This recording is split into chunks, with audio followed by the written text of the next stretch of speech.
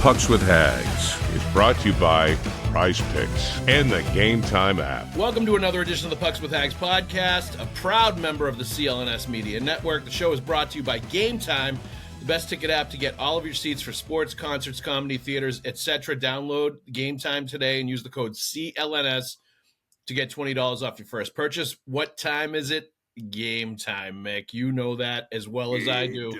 That's right. It's the 183rd episode of the Pucks with Haggs podcast. Welcome in. I'm your host, Joe Haggerty. You can find my work at joehaggerty.substack.com. Subscribe and get yourself a premium membership. Get all of my NHL and Bruins writing sent straight directly to your inbox. I also write columns 3 times a week for the Boston Sports Journal, and I do a Q&A session with the fans, and I use those questions on the podcast as well. We will have some of those today from the loyal subscribers and readers, so that's always good stuff. Today I have with me longtime friend and colleague Mick Colageo. Mick, please tell everybody where they can find your work, my friend. Well, I have a blog I call Rink Wrap that I link to X and Facebook, and I write in the seasonal issues of the Hockey News, and I just appeared on live video radio, whatever the heck that is, with Pete the Meat Shepherd. There you go, Pete the Meat. I hope you tell him I said hello. We gotta reach out. Give me Pete's info, because we gotta reach out and have Pete the Meat. Maybe we'll have him on to talk some Bruins as well. I'm sure he would enjoy that. He's a big Bruins fan, and I think that would be fun. Like, I haven't heard from Pete the Meat in a long time. He told me to tell Haggs I said hi. Okay, so that happened moments ago. We'll try to make that happen. All right, let's get through our sponsors real quick. Give them some love. Download the GameTime app, create an account, and use the code CLNS for $20 off your first purchase. Terms do apply, but again, create a GameTime app account and redeem the code CLNS for $20 off. Download GameTime today. Last-minute tickets, lowest price guaranteed. For those of you also listening to the podcast, this episode of the Pucks with Haggs podcast, we ask that you subscribe to the podcast, like, and leave a review. And for those watching the show on CLNS and enjoying all of this good hockey talk, go ahead and hit that like button and subscribe to Bruins Rinkside YouTube channel, where you can find our show and a lot of other great Bruins content with fellow Bruins talkers like Conor Ryan and Evan Marinofski. Also, please make sure to turn on your notifications so you know the instant a new Pucks with Haggs podcast video drops on the interwebs. And let's also welcome and welcome back this week Prize Picks. We love Prize Picks. Download the Prize Picks app today and use the code CLNS and get $50 instantly when you play $5. That's code CLNS on Prize Picks to get $50 instantly when you play $5. You don't even need to win to receive the $50 bonus. It's guaranteed. Prize Picks, run your game. All right, Mick. Let's see. Where are we at here? Any thoughts about what you've seen out of the playoffs now that we're, one game in with all the series, aside from, the obvious of feeling left out because the Bruins are not in it for the first time in a while, and it's only been, 3 times in the last 18 years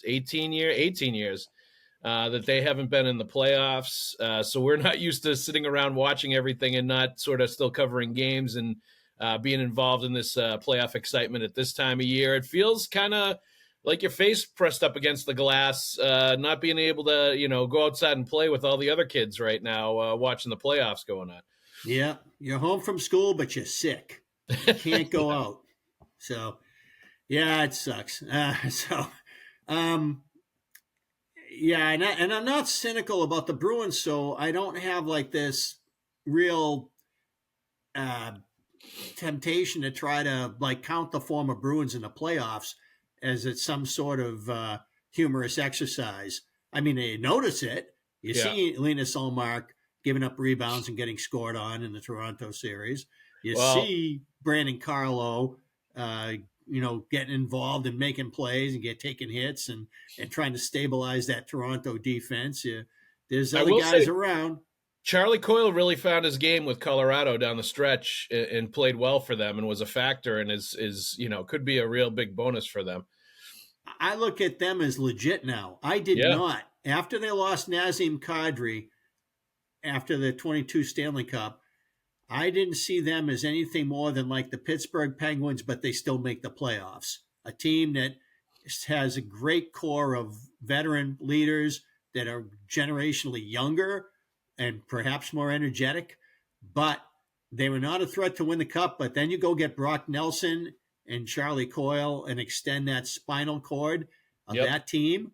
And now suddenly you got Nikushkin back, and now they look serious. They do. They look absolutely legit. Very deep lineup. Not just top heavy, not just relying on McKinnon or McCarr or just a couple of guys. As always, I think the goaltending is going to be a little bit of a question there. Like, it's good, but is it Stanley Cup caliber? Does it have to be with the lineup that I have? I think that's kind of the battle that they're going to have, or what is going to be looked at as their obvious sort of chink in the armor, to start the playoffs. But and the other thing, like you said, I found it very interesting that Ottawa gave up a big number to Toronto in that first game, and that Ullmark did not look great. And this is why he was traded. Like, on the one side, we had, sort of castigating,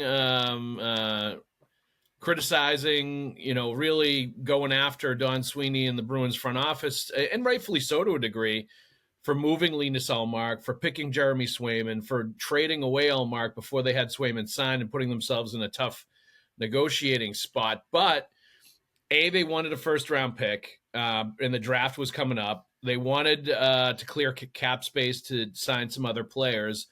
And they, I think rightfully so, made a determination after watching Ullmark in a couple of playoffs that, he kind of psychs himself out in the playoffs a little bit. He gets out of his game. He doesn't play like he did during the regular season. He's much more hyperactive. He's much more sort of like playing high energy in the net, and seems to be too hyped up going into these games, and is not like the calm sort of, positional, cool demeanor goalie that he is during the regular season, and seems to ramp himself up too much in the postseason. And the results are not good. It turns into easy goals for the other team. It was like that against Florida in both of the series that he played, where you're like, why is he so out of position? Why did he do that in that certain spot? And it's just a tap-in goal for the Panthers. Those are killers in the playoffs if your goalie is doing that. And I'll be honest with you, I didn't watch the full Leafs-Senators game to see if he had done that on any of the goals. But just the fact that they scored as much as they did, that speaks obviously to, them going off, Ottawa not playing great defense, and Ullmark not being, his A-plus game. Yeah, it might not be a fair lead-in for me, because you watch the replays and then you see, the puck hit so-and-so's arm on the way there and shifted by 8 degrees. Right. A goalie, there's no goalie in the world who's ever played who can control rebounds when that kind of thing happens. Yep. So just stopping the puck in the first place is a win. So, yeah, I mean, we'll see. But the numbers are what they are, though, for the playoffs for Ullmark. There's no denying that the numbers are not good and have never been good, and continue to not trend the right way for him in the postseason. Game 2 will be a biggie for that series. It will. There's no question about it. And it will be because of the way game 1 ended up too, with everybody fighting and everybody getting thrown into the box and kind of messages being sent by both teams. Battle of Ontario. That's a fun series to watch. There's no doubt about it. It is. And I think just all the playoffs in general, like I mentioned off the top, is you just watch it and you're like, this is, you wait all year to watch this kind of hockey at the end of at the start of the postseason. And the first round is usually, one of the best rounds of the playoffs, just because so much can happen and there's so much and very entertaining. Yeah. Oh yeah, and it's a bummer. And things. Yeah, it's always a bummer when Boston does not get their front row seat to playoff hockey. So yeah, but the Bruins and the Rangers out, Montreal and Ottawa in, and you can see that Montreal looked ready to compete with Washington. Ottawa did not look ready to compete with Toronto. Yep. Can you believe, too, Mick, this is crazy, that this is the first playoffs ever where all the U.S. original 6 teams have not made the postseason? That is a crazy stat. It is a crazy stat, and it's, that means we've been around a long time that the odds finally came up. It's true. So. And some of the traditional powerhouse markets just are really down right now. And we saw coaches getting fired as a result this week, too. Peter Laviolette got fired in New York, and the Rangers situation is just and Rick Tocchet was one step closer to the Philadelphia Flyers. Yes, but, people want to talk about like, and complain and grouse about Boston and, want changes in management and all this other stuff. And there's all this unrest because they had one bad season. Like, I think the Rangers are in a worse position.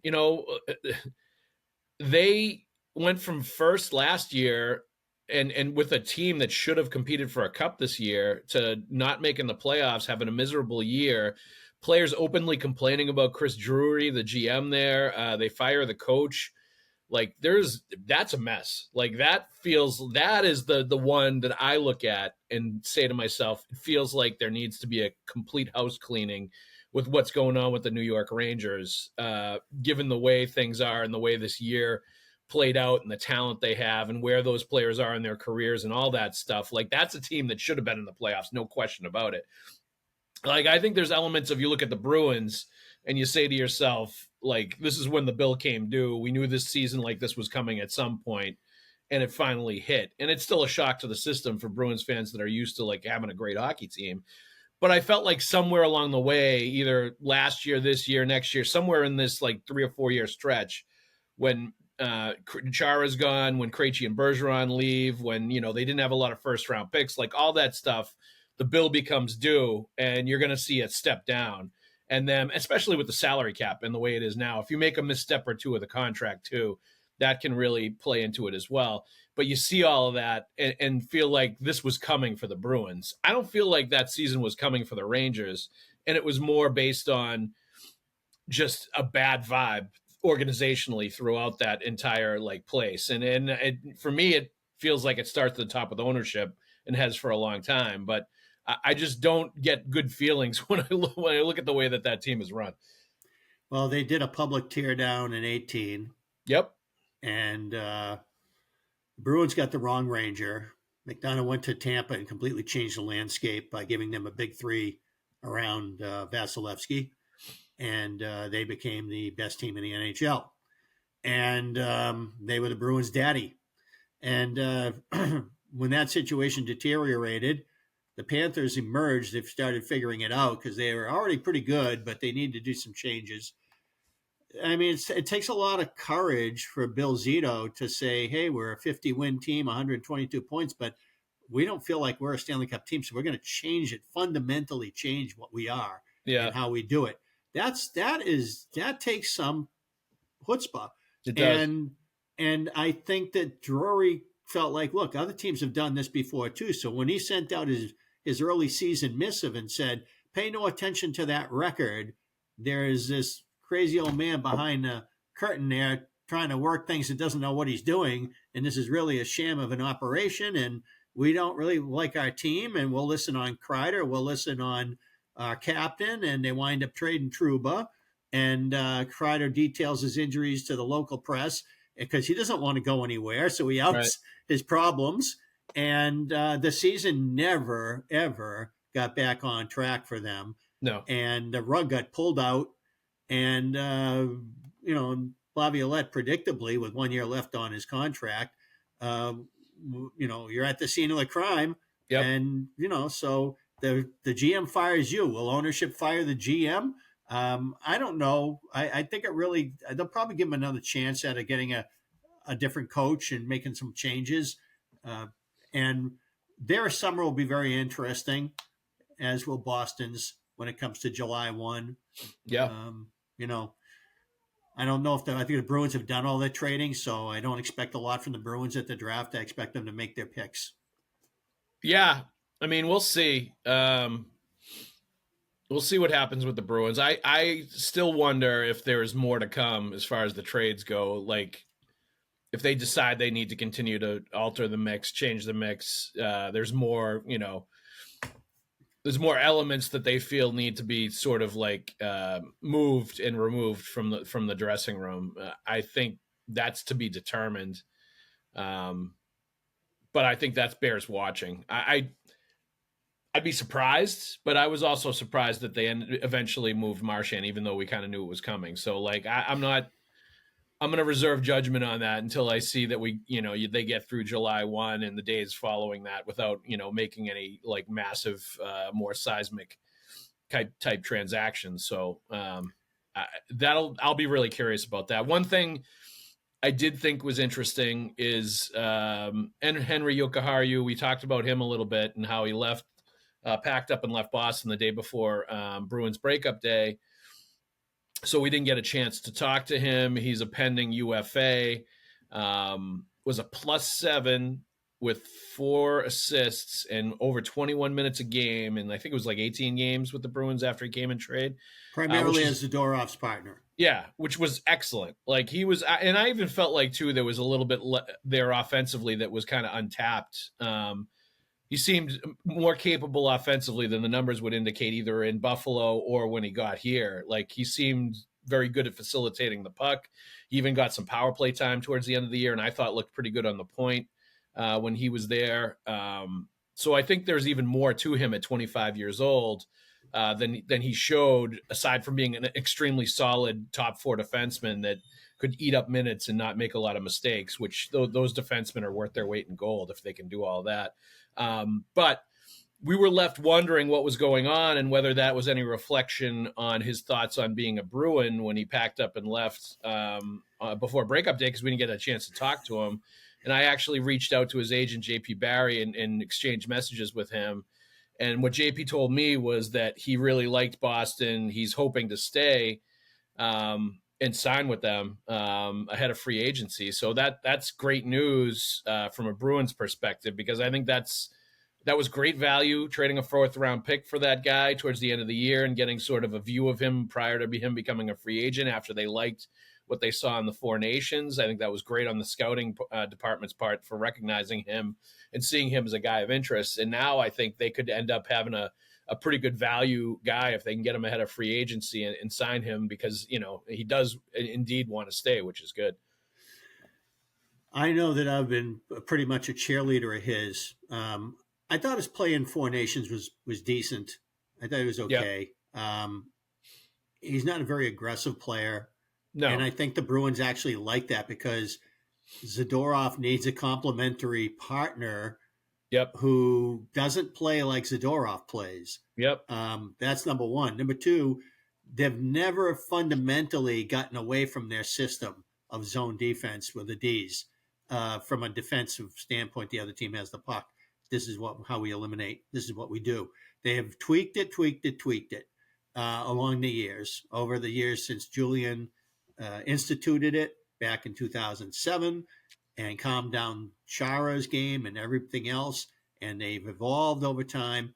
However, they've never departed from it on a blueprint basis. So Jokiharju fit in well, especially with Zadorov. And Zadorov, to me, desperately needs a partner like that. So I was very excited about the prospects of Jokiharju at a solid 6 foot, 200 pounds, entering the sweet spot of his athletic prime and being that complementary piece that you absolutely have to find in order to replace the Brandon Carlo. So that said, I got shouted down in a massive way on Twitter X for asserting this idea about Jokiharju. But I wonder if a lot of those objectors were people who were looking at his body of work in Buffalo. Like just about anybody's body of work in Buffalo, it winds up being jaded. And I'm wondering if some of the same people thought Linus Ullmark was not capable of a Vezina trophy. Well, but bottom line is, he doesn't look like there's a lot of offensive element to his game when you look purely at the numbers. He's like 3 goals and 13 points every single season. It's not, there's not a huge offensive side to his game to this point. It's subtle. Everything he does is subtle. Yeah. And I'm okay with that when you're playing with Zadorov, because he's the opposite of subtle. So to me, the compelling remark was made by Bob Beers, a former National Hockey League defenseman, who said on the 98.5's flagship hockey show Saturday morning, in a very dismissive, short, terse comment, I don't think Henri Jokiharju is the answer there. They need a right defenseman. Matter of fact, I don't think he's the answer. That was all he had to say about it. There was no elaboration. I am interested, assuming Beersy will be present tomorrow at Legends, I would love to hear him flesh out his thoughts on that, because that's a guy whose opinion on this I really value. So I want to know why he thought the way he thinks about this situation. Well, what's interesting to me, if that's exactly what he said, Mick, is why not elaborate on that? Why would you just say that and not say why? Like, did they not like him as a person? Is that what he's, as they're trying to say? And they just don't want to, go further on that. Like, why would you say something like that when he the just numbers threw it in? Yeah. While he was in stride, as they were trying to cover a lot of subjects at once. So it wasn't like a conscious effort of the show to avoid something, like they know something we don't. I just felt like he just didn't like him as a player, as a solution there. And so when I see him, I want to get him one-on-one and just say, okay, tell me why. Tell me why you didn't like him, and what do you think Zadorov needs? Because if he's not it, what is it? Well, when you look at what he did when he actually got here, when you look at the eyeball test of watching him play, like, I think every defenseman core needs a defenseman or two that is basically like a good offensive lineman, where you don't really notice them that much, where they don't make mistakes. They just make the solid plays. They play good defense. They don't stick out because they don't make a lot of mistakes. It's almost like they're almost invisible out there. And a good referee. Sometimes that's not great because they don't push the envelope to make plays, like you're saying. And, that's probably why he's not on the score sheet as much as you would expect from a first-round pick, a former first-round pick, because, he's not overly aggressive and overly assertive with what he does. But he's one of those guys where, like, the whole time he was here, I didn't count a lot of mistakes that he made. I didn't count a lot of goals that got scored. I didn't like the last few games. I felt like I felt like there was some situations in the last few games where it just didn't look good. But I just felt like so much was tearing apart the seams that, to me, that didn't matter. I just didn't care when I saw anything like that. Then I saw what I needed to see to tell me that, wow, great identifying another subtle, below the radar Buffalo Sabre, who the Bruins saw something good in and spent the 4th round draft pick to go get. And this guy potentially could solve their problem. Very subtly and anonymously, he could solve their problem. So I'm very curious as to why Bearsy doesn't think so. I do. Yeah. And it's telling that he would say that, because I think if he goes out of his way to say that, it tells you what the organization also thinks. But I don't understand why that would be, unless they felt like he wasn't a Bruins type player, or he wasn't a great fit in the room. I don't any of that stuff. But I have no knowledge of any of that. From what I saw, he was good. He was effective on the ice. I thought he was a great partner. He was the best partner Zadorov had all year. He brought out the best in him, and I think That's all that stuff matters. All right, let's take a break to get into our sponsors and thank Prize Picks. Prize Picks is the largest daily fantasy sports platform in North America and the easiest and most exciting way to play daily fantasy sports. Join over 10 million users and get started today. Instead of battling thousands of other players that could be pros or sharks, you simply pick more or less than on 2 to 6 player stat projections, and you watch the winnings roll right in. It is fun. It is super simple. Prize Picks is the best place to win cash while watching sports. Join over 10 million users and sign up today.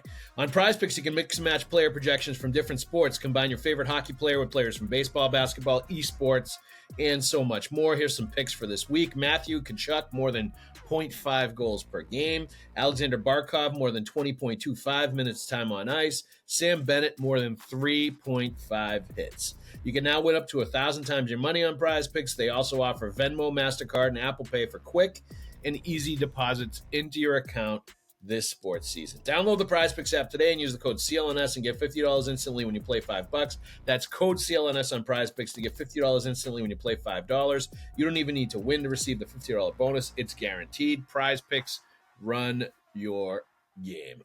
Let's answer a few fan questions here, Mick. The first one's really easy. Hi, Joe. Will there be any podcast between now and September? That's from mhall3333 on Twitter. Yes.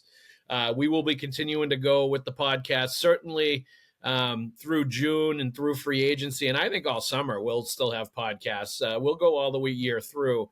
I'm sure we'll have some fun topics of conversation in the summertime. I'm sure we'll get off topic a little bit. Mick deep dives. Mick loves to do that on occasion. Album cuts. Maybe we'll do some Mount Rushmore type Bruin stuff. Who the hell knows? That's what everybody does when they're bored and there's nothing going on as far as games go. You get into those evergreen topics, as they like to call them. But yes, there will be Pucks with Haggs podcasts well into the summertime and then back into the next fall. So keep on listening, and we will keep on talking about hockey stuff. And I'll definitely have other guests on too. Like we've had Evan Marinofski and John Mazzori, the Arlington High School boys hockey coach. Very cool. I love that stuff. And we will have them on again, I'm sure, to talk about like all the stuff about Massachusetts youth hockey and, all the choices the kids have and the state of hockey around our area now. And, why Minnesota seems to be widening the gap as far as cranking out college and professional hockey player prospects. There's a lot of interesting stuff to look at and evidence and information with no real solutions or easy answers, at this point. But like, I think it's all stuff that's worth talking about, and we will continue to do that. Well, we still have some terrific Massachusetts born bred players impacting the NHL and these Stanley Cup playoffs that are, that. So, I mean, and thanks to the ADM, we have players from everywhere in the country impacting the NHL. So hockey has spread its wings, even though from a local Massachusetts standpoint, it certainly has an economic quandary with families that are less than affluent. It's a hard choice for them to make to try to play hockey. They got to be extremely passionate about it in order to afford it. Yep. Yeah, it's going to be like a priority. Honestly, it's going to be a family priority. Family is a priority sport, or you can't afford to make it part of your life anymore. And that's unfortunate, because I think that that's been a key piece of the erosion of our hockey culture in New England. Yeah, I think so too. I think a lot of it comes down to that, the cost of the sport and pricing out some athletes that just will never play. Skates and sticks, baby. Those are the two things a player needs to play at any level, and it's ridiculous. Yeah, and ice is the big one. That's the one where you can't find it all the time. And we had a good cold winter, but it's like, the hockey players played because they were waiting for it and hoping for it. But yeah, I mean, hey, when you have post-industrial small Massachusetts cities like Fall River, New Bedford, Brockton, and you don't have one of them doesn't. They all have these Bobby Orr baby boomer early 70s hockey rinks, the ranch house hockey rinks next to their high schools, and yet New Bedford no varsity program. Brockton has to co-op with Stoughton. Durfee, which is Fall River, now plays under the banner, I believe, of Diamond Vogue as a combo program. I mean, these are high schools that historically have averaged something like 3,000 students. How is it possible that this could be the case?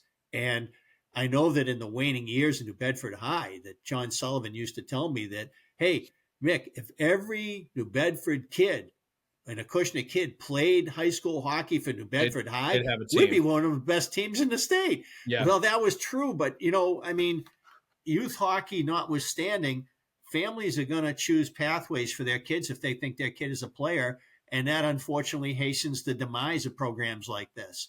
And it does. And in this day and age, Mick, it's more problematic even than that, because there's so many different pathways to choose from that they all splinter off into these random leagues and teams everywhere. Well, that's right. The Walpole Express get players from South Kingstown, Rhode Island. Right. I mean, that's how it is now in competition of these vast multi-rink hockey centers in their junior programs. And it turns into a watered down level of competition where like nobody is, except the highest, most elite teams are playing at the highest level. That's going to really get them ready and sharpen their skills because there's so many different options and there's so many different places that kids are going to play. And that's a very unique phenomenon in Massachusetts. I think more than almost anywhere else. As far as that being the case. And you're right that they still crank out, the elite kids. There's still like a 1 or 2 first round picks from Massachusetts in every draft. There's still a few kids that go to the U.S. National Development Program. We saw 3 kids from Rivers that play together as a line. Amazing story, and they're going to be great. Are all going to the National Development Program now. Jay Pandolfo's kid, Freddie Myers' kid, and this other kid, Finn Sears from Medford, that all play together at Rivers. They played together there as 8th graders 2 years ago, dominated, and then they played as freshmen last year and again dominated. Now they're going to the U.S. National Development Program. So there's great players still being produced. The problem is, and the issue I think is, as I see it, is that the number of kids is just not, it's dwindling. It's the high level kids are there, but then the kids below them, you're not seeing enough of them. They're not producing enough of those kids below that end up coming up and being like college prospects and D1 prospects and get drafted. Like, you don't see a lot of kids from Massachusetts get drafted after the first round. Whereas if you look at Minnesota, there are kids getting drafted from Minnesota high schools, like in every draft, in almost every round, there are kids being taken, because the way that they've developed their system where everybody plays local, plays inexpensive hockey for their town and in their high school growing up, it keeps everybody playing. Yeah, and I know it's part of the culture playing. there. Yeah, I know it's part of the culture there. I know they have outdoor ice longer, and there's some inherent advantages to Minnesota when it comes to hockey. But I think it all also boils down to it being affordable and being easy, and the level of play staying high, because their kids aren't going in a million different directions. They're all continuing to play for their high schools, and it keeps the level of play so damn high in Minnesota in the high school tournaments that it's getting them ready to play at the next level, and it's sharpening the iron, which I don't know necessarily happens here for enough kids anymore. I know you guys are a hockey priority family. Yep. And your kids play other sports, which is awesome. Yep. That said, it's becoming a rich kid's sport. Yep. And it is. Just because of the prohibitive costs involved. And the skills coaches and everything else that you're paying for on the side, like all that stuff. It's crazy. Yeah. Yeah. I mean, it can really get involved, and you got to be completely committed to it. And Massachusetts, and I'd put Rhode Island into this too, that we're really kind of getting to that nitty gritty of it being a specialty sport that it's just not in great. When I was a kid, now we're talking 1960s, 70s, definitely 60s. Every kid in the neighborhood had skates. Yeah. Every kid in the neighborhood had a stick, and we all knew where the pond was. Yeah. And we could walk to it. And even if you weren't wired to be a hockey lifer like I was, yep, it was just like falling leaves in October. Yep. It was just part of life in New England, that this is what you did. This was part of it. That has become a thing where now I get a tear in my eye when I go past a driveway and I see a net. Right. Right. I mean, because it's I felt like that didn't really, I didn't see a lot of that until the Bruins got good again when Claude was coach. Yep. We went through a period of time there where that kind of disappeared because of the economic levers. And that's when a lot of this erosion occurred. And there's definitely a generational thing too, of kids just not doing that enough on their own too. There's an element of that. Like it's funny. We had baseball practice, Finn's major league practice last night, and I was on the field helping out, and we were doing some infield, and then we like broke off and did a little bit of like sort of pickle plays and rundowns on the base paths.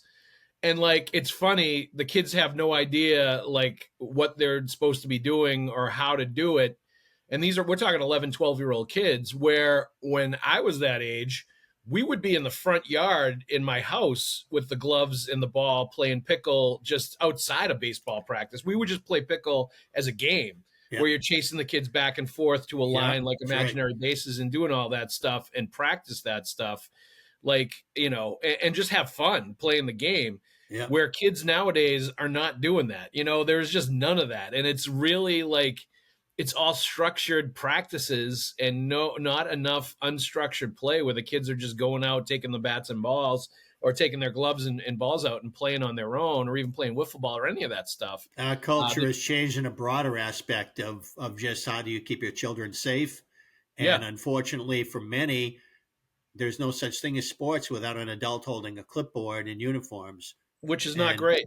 Which is not great. I mean, no. I know I can't dial it back and be back to when I went out and my mom and dad didn't see me until it was dark.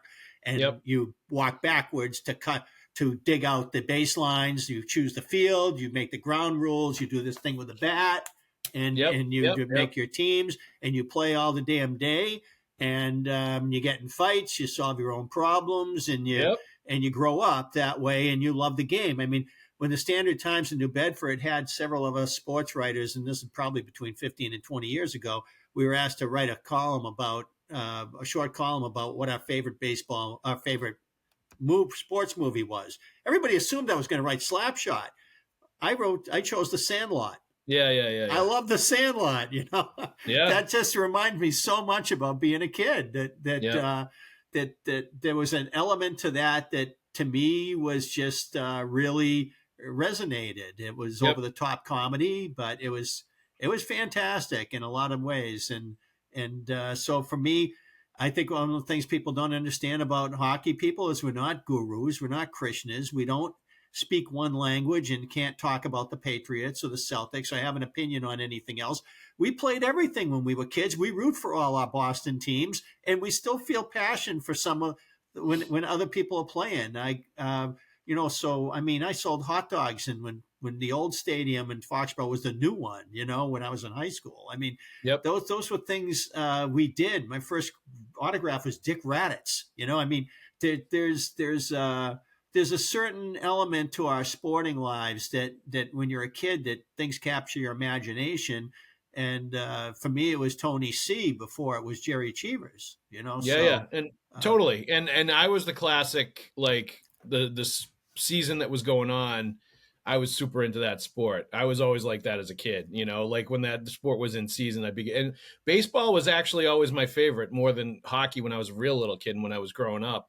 But like I was always into whatever sport was going on that was in season. My dad, huge fan of The Sandlot, to the point where I think it was Christmas or one of his birthdays, we got him the Smalls You're Killing Me T-shirt, which I think he still owns and has somewhere. Wendy Peppercorn. Yeah, because he says that all the time. All right, let's get into another sponsor. Take another break real quick, and then we will get back into it. Let's talk about Game Time. Gotta love Game Time. Any kind of tickets, any kind of needs as far as comedy, sports, theater, what have you. You want to get Game Time going right now, especially with the NBA playoffs going on. It's time to dig into the Game Time ticket app. The app is super easy to use and has tons of great features for sports, comedy, concerts, theater, all kinds of other tickets. Great features on Game Time. Last minute deals, save up to 60% when buying last minute for sports, comedy, concerts, theater, etc. Priority Game Time has a new feature called Game Time Picks, which filters out the fluff and only gives you good deals. Curation makes it easier to save more money on all your ticket needs. All in pricing, you toggle this feature and it shows the total up front with no surprise fees at checkout. Seat in view gets a panoramic view from your seat in the app before you buy. Lowest price guarantee, or Game Time will credit you 110% of the difference. Today's super deal is the Wednesday, April 23rd Celtics versus Magic Game 2 tickets. Loge Corner 3 row 5 for $304, and I saw balcony seats that were about $100. That's pretty good value for playoffs. Wow. Game 2 of the playoffs Celtics. So download the Game Time app, create an account, and use the code CLNS for $20 off your first purchase. Terms do apply. So again, create an account and redeem the code CLNS for $20 off. Download Game Time today. Last minute tickets, lowest price guaranteed. This is from Al from Waltham. Tough question, Mick. I just don't understand how you can move forward with the same people who are responsible for putting you in this position in the first place. The owners are just out to make money. They don't care how good they are as long as the seats are full. Can you imagine raising ticket prices after this horrible season? And yeah, the raising ticket prices is a tough one based on the season that they had, based on trading their captain, based on, I think there's a lot of fans out there that wanted full change and they're upset. That they feel like this isn't going to be moving forward. I think that remains to be seen. I will say this, though. The owners care. They do. They want playoffs. They want teams that are in the postseason because that's straight profit for them. They make money and they don't have to pay player salaries for the playoffs. So that is a lot more money that they make. And when you own the building like the Jacobs do and Delaware North does, you also make a ton of money on concessions. So it affects their bottom line in a huge way when they don't make the playoffs. So to say that they just want the seats full and they don't care during the regular season, that's not accurate. Like, that's just not even a smart way to look at it. Like, they are business people and they make a lot of money in the playoffs. So they obviously want home playoff dates and plenty of them in the postseason. So they care. And I also think, like, to what we talked about earlier, Mick, with the Rangers, I think the Rangers are a friggin' mess. I think that is the kind of situation that screams out for a complete house cleaning. I really do. With the sniping going on with the GM, with him, like, getting rid of all of the, influential players that are leading everybody else in the dressing room, players underperforming. Like, they have a bunch of guys in their prime. They should have been a playoff team and they weren't, and they were the best team in the regular season the year before. And they don't even make the playoffs this year. That's a crazy, top to bottom story there. I don't feel as strongly as Al from Waltham does that you needed to make changes right now. I want to see, especially based on the great trades that Don Sweeney made at the trade deadline, accumulating those assets. I want to see what they're going to do with them. The only thing the caveat with that is just, and I wrote about that this week. Now Don Sweeney's under the microscope. Now he's entering the final year of his contract. This is he needs to do A+ work here to get them the retooling going and to make all the right moves to get them spinning in the right direction. And if he doesn't, that's, I think, when you're going to start to see some of this upheaval or, some of these things happen that the fans are talking about right now. They do intend to be closer to the Stanley Cup next season than they were last season. Yep. So more changes are coming. And I think that if anybody's going to be realistic about this, then they've got to expect that a lot of what's going on with this team for the next 3 seasons is going to be somewhat transitional. Yep. They want to compete. They want to be in the playoffs. They want to win a series.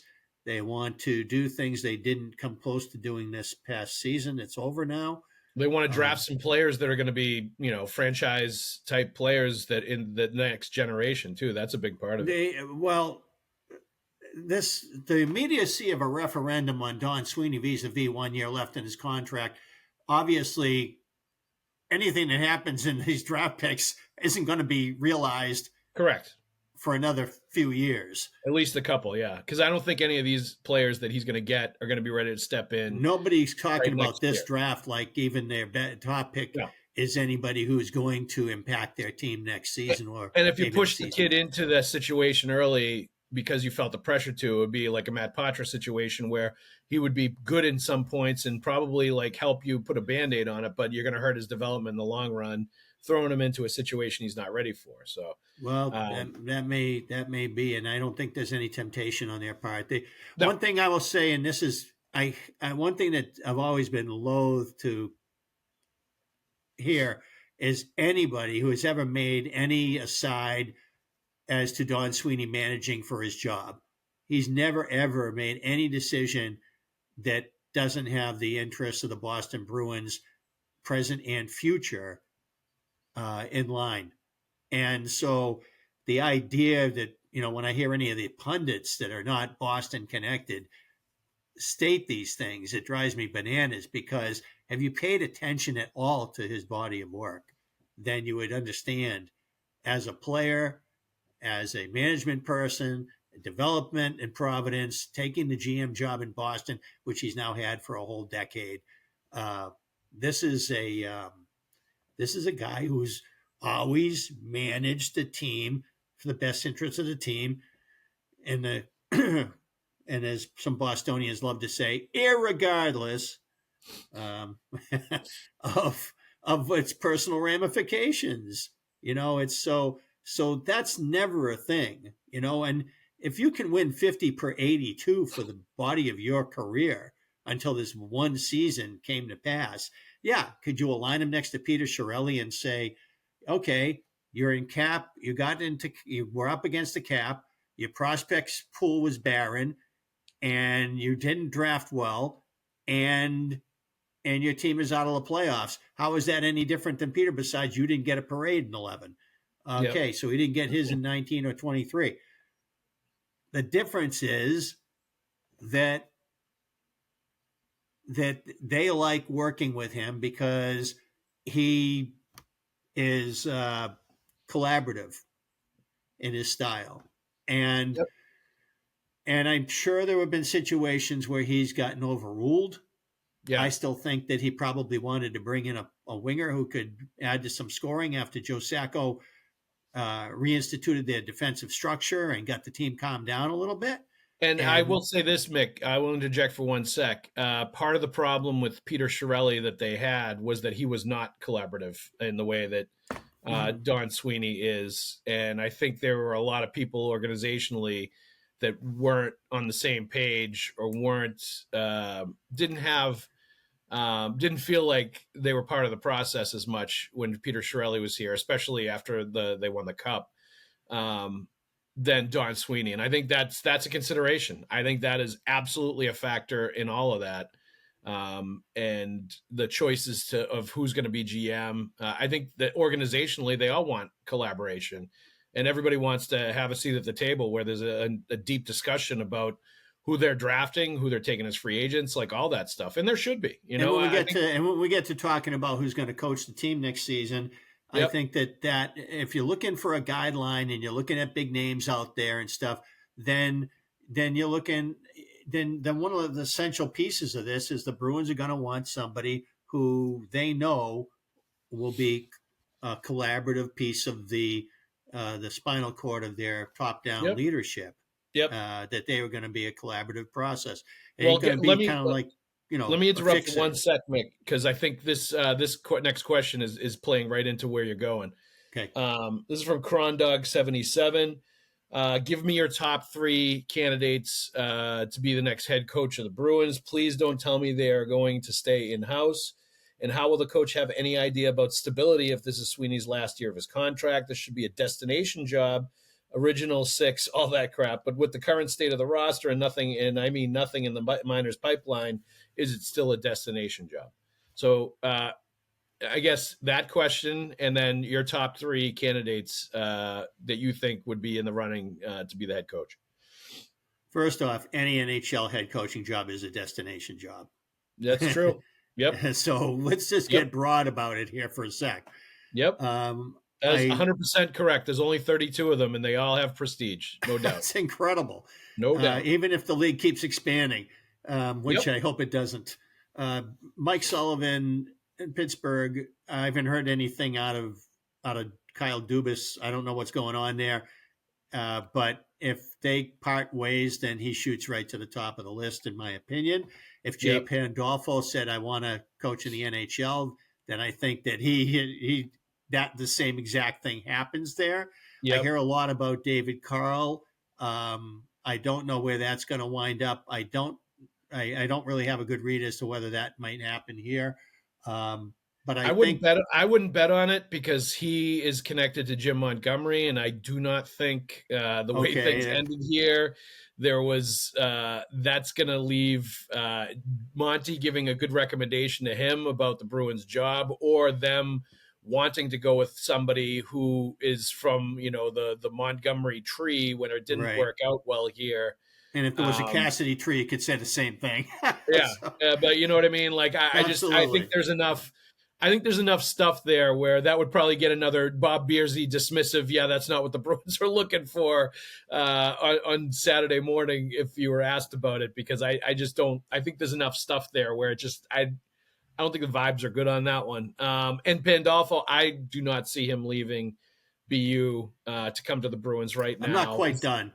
His kid Sam was a freshman this year. Will be a 16-year-old, I think it is, at the US DP next year. So he's got like 2 years, I guess, before he's going to be ready for the D1 college hockey. And like, if you're Jay Pandolfo and your son is going to be one of the best players in the nation, and oh, by the way, his 2 high school line mates at Rivers the three of them have been playing together since they were mites. They're probably all going to go to BU together as stud players coming from the U.S. National Development Program. You could probably dominate college hockey for a couple of years if you get all three of those kids. Like, why on earth would he walk away from that 2 or 3 years down the line, including coaching his own son at BU, his alma mater, which he loves, to go roll the dice on a Bruins team where you have no idea what direction they're going in? There's zero chance, I think, he would take the Bruins job right now, given the way it is, given what he has set up a couple years from now at BU at one of like the best, collegiate jobs in the country. So I don't see him being a candidate this time around. A few years down the road, when his kid is ready to go to the NHL, probably, maybe, and we're still talking about a 15-year-old, 16-year-old kid, but I think he's on the pathway. He and those other two kids are all on the pathway to play in the NHL someday.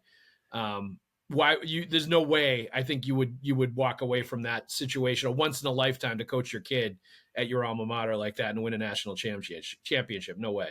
The other thing is that if Pandolfo went to the NHL, I have a sneaky suspicion that Lou Lamoriello would be the guy that convinced him. Maybe. And so, but I don't think I don't think anybody's convincing him of leaving for the NHL at this point. Yeah. In the next 3 to 4 years, I would say 4 years life-wise, it's not right now. No. Yeah. I mean, that's just speaking from a dad perspective, being able to coach your kid at BU, your alma mater, and win a national championship with two of his buddies that you've known since they were little kids. Mm-hmm. Like that is a once in a lifetime kind of thing that could set up to be like an awesome life experience for father and son, for that whole family, for all those kids. Like there's no way NHL will be there. Yes. Yeah. Well, because he keeps getting great players at BU. They do a great job recruiting. Joe Pereira, I think his name is, Kim Brandvold, the great recruiters. Jay Pandolfo, great coach. Mm-hmm. They get some of the best players going there right now, year after year, and it's back to where it was at the Jack Parker level. So, that's one of the premier jobs. I don't see any reason why he would leave, even though they fell short in the national championship game. They were still there, and it was. Once they decided on Yegorov, they passed Boston College as the premier team coming out of the East, and something with all the BC studs that was not on my radar for that to happen, and it did. Yep. So obviously, the elephant in my kitchen is Peter Laviolette. Interest of full disclosure, so many people know this, I might as well just say it. He married my cousin's daughter. Yep. So I see Peter at weddings and funerals and cookouts and things. And we basically don't talk on the record. Yeah. we just, and we pretty much talk, when we do see each other, we don't spend a lot of time about hockey. It's better just to, yes, I'm a hockey writer in the extended family. He's an NHL coach in the extended family, and he's a great guy. And one thing I'll say about Peter Laviolette is he could get in the mind of players to bring out their best in a rare kind of a way. I think of Scotty Hartnell's career and how he went from a fringe skater to a really impactful NHL agitator and performer in a top 9 situation for a contending team. I mean, I just feel like he's capable of a lot. I imagine he probably hates how it ended in New York and how he probably would want to keep going, even though he's now at an age where you start thinking about how long do I want to do this. But he's an incredibly competitive guy. I was at a cookout once when he was playing badminton against his brother-in-law. They were trying to kill each other. And it was hilarious. It was like, and this was the backyard game on July 4th. My cousin used to always have a cookout in Norfolk when they lived there. And it was just funny. This guy is incredibly competitive. And so I can't see him wanting to shut it down now. The Boston Bruins passed on him 3 times when Harry Sinden fired Pat Burns, brought in Mike Keenan, and handed the team to Mike O'Connell. Peter was Pat Burns' assistant. He had come up from Providence that season. And so he was Keenan's assistant for a season. And then Mike O'Connell's GM, he turned to Robbie Ftorek on the basis of experience. Now he fires Robbie Ftorek with 9 games left in the 02-03, the second Ftorek season, brings up Mike Sullivan from the Providence bench to run the bench while Mike acts as head coach. And was so impressed with Sully's work for those 9 games plus 5 playoffs against New Jersey that he hired him to be the head coach. So 3 times the Boston Bruins passed on Peter Laviolette. Could it now be that time? I don't know. I just have a hard time believing that could be true after all this. But I mean, that's honestly, Mick, I don't foresee like Laviolette, Tortorella, any of those guys. I don't think they're going to be options for this. I don't foresee that. It's not. I'm really, any of that would surprise me too at this point. Yeah, I think that would be surprising. I'd be much more inclined to say it's probably going to be Ryan Muginel or Jay Leach. I don't think they would leapfrog Muginel past Leach because I think they were grooming Leach. The Bruins very much about process, and they were grooming Leach for this job before he ever left for Seattle. Yep. And now that he left for Seattle, it's a little like the newspaper writer who gets his job in some state in a different region of the country, then comes back and works for one of the major papers. I agree, Mick, but like you also are going to be selling a guy that was supposed to be coaching the defenseman this year, and Mason Lowry was like almost a minus 50. So like, did he really coach up Mason Lowry to be the best that he could possibly be and develop into a player? And now you're going to give that guy the head coaching job when, you know, by the evidence on the ice, he wasn't doing a great job with the defenseman this year. And granted, it was a tough situation. They lost their top 2D, all that stuff. I get it. The optics aren't great there, but I also think that is how the Bruins tanked. No, yeah. They basically said, of course, give Lowry the puck and let's just let him go crazy and compete. Because they know the curve. They know what the curve is going to be bad. Yeah, well, they were tanking because they traded all of their established like NHL guys that would keep them in games away, and then they had their top 2 defensemen injured. Like all the recipe was there for them to not score, be able to get scored on, and the goalie was not having a great year. So like there were so many elements there. They just played wide. There were so many elements in there where you knew they were gonna lose the last 21 of their 28 games played. Yeah, like, it was perfect. They did a great job until the Philadelphia snuck back ahead of them. But my point being, like, it's a little bit of a tough sell, I think, for Bruins fans if you're going to put Jay Leach into that position. Like, let's say the P Bruins go on a long run and win the Calder Cup in the AHL, and Muginel's the head coach. Like, who would look better, or who would you think ended up maybe having the better resume to coach that team? And let's say you brought Joe Sacco back as an associate coach to help out a young guy. Was going through the NHL for the first time. Like, I think there's a lot of different elements here that could be interesting. But I would say, like, guys like Leach, but my basic point is guys like Leach and Muginel, I think are going to get way more consideration than guys like Tortorella or Laviolette would. Oh, I do too. And then they got to choose internal or external. Yeah, and then college coaches too. Like Nate Lehman's always on their radar. I think a guy like Dave Quinn has been interested by him in the past. That would be an interesting one too. Yeah, he's had some tough NHL goes, obviously, with when he was with San Jose. As did Mike Sullivan, as did Joe Sacco, as did Bruce Cassidy. Yep, but I think he's a guy that would factor in. Greg Cronin interviewed for the Bruins job last time. He was just fired by the Anaheim Ducks. Like, I think there's going to be a lot of candidates that they looked at before that the organization clearly has interest in, excellent that are going to be around and going to be potentially available to interview and could be there. And I think the point that he makes about this being the last year of Sweeney's deal and a coach going into it kind of not sure how it's going to go is fair. And I think that's something that anybody would think going into like taking the job. But to your point, and I think it's a great one, Mick, every NHL job has prestige. The Bruins are still an original 6 franchise that runs things the right way, a great reputation. Like that still has a lot of prestige and a lot of import when you're looking at it from the outside. And it's something that I still think is a destination spot for a lot of any hockey coach out there would want to coach the Boston Bruins. So like, I don't think that's and I'm pretty sure it won't be Rick Tocchet because I think that's probably the worst kept secret in the NHL is the Flyers will be holding a presser this week. Yep. Tough times for the Vancouver Canucks. Your coach wants to coach the Flyers. Your players want to go play with their brothers in New Jersey. Like tough time to be a member. If they lose Hughes, if that happened, they might as well move out because he is the crown jewel of that franchise.